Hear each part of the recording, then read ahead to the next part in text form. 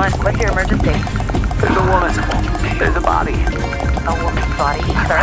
She's here. Not all of her. Not all of her. Calm down, sir. Can you tell me if the woman is breathing? She has her tail. Some salt shit in the crisp. She has no face. What else? Here. Anyway, God wait, I'm super starving. Let's eat. I'm Ingrid Mendoza, and you're in Killer Country. This week, we're diving into the bizarre death of Maribel Diaz. Maribel dreamed of becoming a Hollywood actress, but trapped in the small seaside town of Mystic Bay, Florida, her options were limited. She'd book an occasional used car commercial or a clown at a child's birthday party.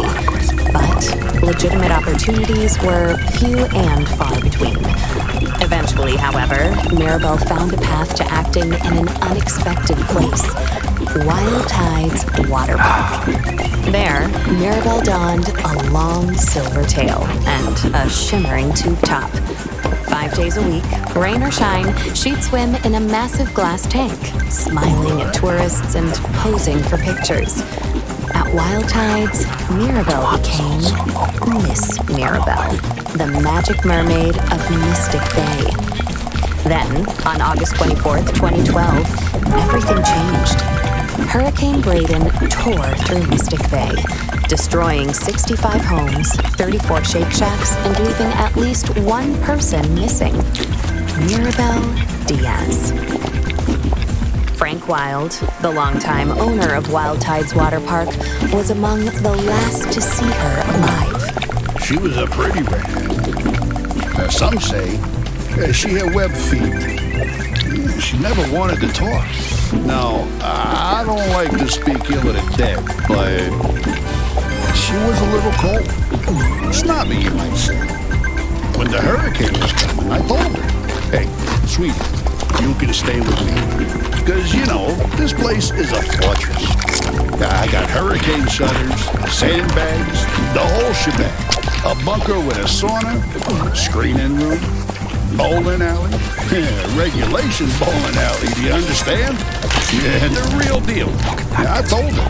I got 2 months worth of beans. All kinds of beans. Right? Black beans, kidney beans, pinto beans, lima beans, soybeans, jelly beans. Yeah, I was worried, you know, because she lived all by herself. I owned the building she lived in, and I knew it was, I knew she wouldn't have babies. But she told me she'd be okay on her own. Maybe if she just stayed at my place.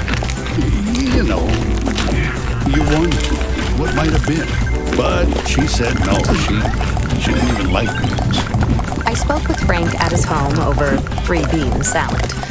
From where we sat on an expansive back patio festooned with marble statues of dolphins, women, and dolphin women, we could see the very top of Wild Tide's Megalodon Mega Twister. It's a massive water slide, just over 100 feet tall, that shoots park visitors into the waiting jaws of a fiberglass megalodon. Please, this park employs half the damn town easily. We added that big slide, the friggin' orcas. It's a sight to see, especially the mermaids. Maribel, she was the most popular one. You really just never think of something happening to a girl like that in a place like this. Well, except for that time when those kids got eaten during the alligator parade. Or the time the clowns went feral. Oh, or that time when the old guy... Behind us, something bumps. Hard. Against a glass wall. don't mind her. That's Cantaline. Here, girl. Come here. Come on, sweet pea. Frank Wild, heir to the Wild Bean Company fortune, is an avowed animal lover. His home, a concrete monolith rising from the steaming marsh, includes a massive glass pyramid teeming with all sorts of aquatic marvels, including, most notably, a 6-foot albino alligator named Cantaline. He also owns a narwhal, 7 dolphins, roughly 16 flamingos, 3 tigers, 7 pythons, a wild boar, and several ostriches. Most are named after beans. So it goes on. I used to have a whole mess of macaws, too. But every hurricane, more of them escape. Sometimes I still see them flying over the house. I guess they wanted to be free. Yeah, whatever that means. Anyway, she was a nice girl. Sometimes. And it's a shame what happened. Jessa Lynn Garcia, another mermaid at Wild Tides Water Park, remembers Mirabelle a bit differently. She was just sweet as pie. She really was. And such a pretty little thing for a brunette. Except for the gills. She was always giving me real nice tips, about what to do with my clothes or my hair. She'd come up to me while we'd be putting our tails on and say something like, "Oh, Jessalyn, you would look so good as a blonde." Or, "Oh, Jessalyn, don't go to that Shake Shack on August 24th. I had a vision." And, she was always the second runner-up at pageants. Almost Miss Key Lime Pie. Almost the Orange Blossom Queen. Almost Ambassador to Kazakhstan. And people don't realize it, but it takes a lot of character to keep showing up after losing out over and over and over and over and over and over again. I'm proud of my titles. Always will be. I don't take the honor of being the Orange Blossom Queen 6 straight years in a row lightly, but, I admired Mirabelle, too. And she had a good heart. She'd volunteer all the time. She'd perform for the little old people down at the senior center. Sing that song from that mermaid movie, I'm in Your World, or whatever it's called. I don't know, my children only watch godly movies. But she'd sing that. She didn't have children, so maybe she didn't realize. Or a husband, which I also have. Oh, and she was a perfectionist. So she'd sing that same song over and over till she got it right. 20, 30 times. The old people would tell her she didn't have to, that she could stop at any time, but she was happy to do it. She was a natural performer. Oh, so gifted. I was never like that. I mean, everyone's different. Some of us are more into the artistry of it all. I'm a Wild Tides Water Park mermaid because I believe it's important to provide families with wholesome, all-ages entertainment at an affordable price. But others, they like the attention. Not that I'm blaming her for what happened. Gosh, no. She was a nice person. She didn't deserve that. Not at all. You just never think something like that would happen in a teeny, little, teensy-weensy town like Mystic Bay. I mean, besides that time that poor boy was pushed into that hydraulic press, or that old man who spontaneously combusted in the Publix parking lot. But other than that, you just never think of bad stuff happening here. It was so sad what happened to her. Of course, we all suspected Jared. He was weird. He followed her around like a puppy. A weird puppy. Mirabelle's disappearance left a mark on the minuscule town of Mystic Bay, with search missions tampered by downed power lines and felled trees. As days turned into weeks, the town's optimism began to fade. That said, losing hope is something of a custom for residents of Mystic Bay. For years, competing theme parks, virus outbreaks, daylight savings, and a quickly shifting culture led to a downturn in park numbers. Hey, come on now. Wild Tides is still top quality. Some of the best damn entertainment in the state. I don't care what anyone thinks, right? But the fact of the matter is, kids don't go for that anymore.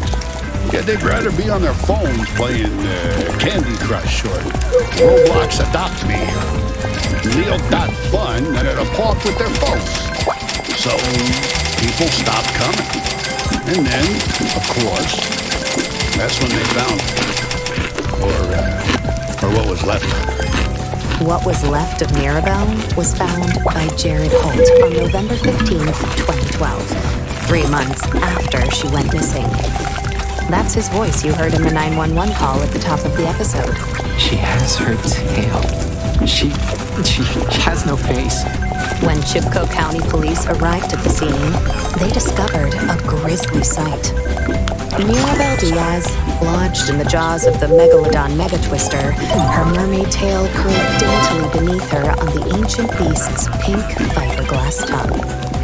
The park's earliest attendees, a group of school children from the St. Brendan the Navigator Institute for Marine Biology, followed Jared's gaze, the park's famed mermaid staring back at them. That is, if she could have stared back. Jessalyn Garcia remembers the day vividly. Oh, he was all cat and tonic when he first saw her. You know, like he couldn't move or blink or say a single word. Oh, poor thing. He just stood there, looking into the hole where her face had been. It was all sunk in. A pit. No offense to Mirabel, but I think it was the worst I've ever seen her look. And it was the first day since the hurricane that the park was open to the public. That's I'm so what's glad so you're sad here. about it. November is always a slow For the month. next 20 The water's minutes, cold, the I'll be sun guiding sets you early. towards It's peak season for the these flesh-eating kinds algae of that sometimes places. grows on the lazy river inner tubes. I invite you But to we'd find a lost so comfortable much position, money because of the be it in storm a that we chair, were all just on the so floor, excited for the or on park a to open cushion. back up again. And Be sure someone to had sit up just straight. up and shoved poor resting. little old Mirabel into the big old shark's mouth. Your palms How's that for facing taking the down. steak right out of your popsicle? Now, If you're seated in a Jessalyn chair, had a pretty good I invite idea you of to who was place both responsible. feet firmly But on the first, ground. If you're seated on the floor, or speaking on of a cushion, popsicles, I when's the encourage last to time position you yourself enjoyed in a such a mouthful way of fresh, that you feel home-cooked fully food? grounded Between and work and supported. errands, there's never time to cook a I'll proper give you meal. a few more That's seconds where to find Dinner a Dash position comes in. that's right Dinner for Dash you. is a weekly meal delivery service focused on fresh, organic ingredients with recipes chosen by real chefs. Ready? Best of all, Let's Dinner Dash begin. meals never expire. You can Using our close your secret eyes, technology, or just let we your have made vision eggs that gradually last soften. forever. Get Whichever is 20% best off your for you. first Dinner Dash weekly meal kit with code Let's start with KILLER20. Dinner Dash. Meals that are eternal. There may be Back other to the things case. vying for your attention. Here's Jessalyn. Smell. Now, the first thing you gotta understand about Mystic Bay is that it's a small town. Real small. Itty bitty. Keyboards So everyone knows everyone here. Footsteps I went to down the school hall. with Jared and Mirabel, worked alongside them here at the park. And Jared, The hub well, I can say this, drone right, because I of know him. electrical appliances. He's probably just about the worst mascot we've ever had. The only reason he kept his job is because no one else wanted to wear the costume. Just And when I something say he wanted to wear the costume, I mean he really wanted to wear the Let's breathe in costume. for 3 Like, counts, allowing your chest and Like, belly to expand. not in a God-honoring way. Jared Holt had dressed as Wild Tide's water park's iconic mascot, Manny the Manatee, since dropping out of Mystic Bay High School in 1999. His costume consisted of a massive suit carved of fleece and foam, complete with flippers, a floppy headpiece, and Manny's signature orange flip-flops. All told, the costume weighed in at a staggering 140 pounds and was said to have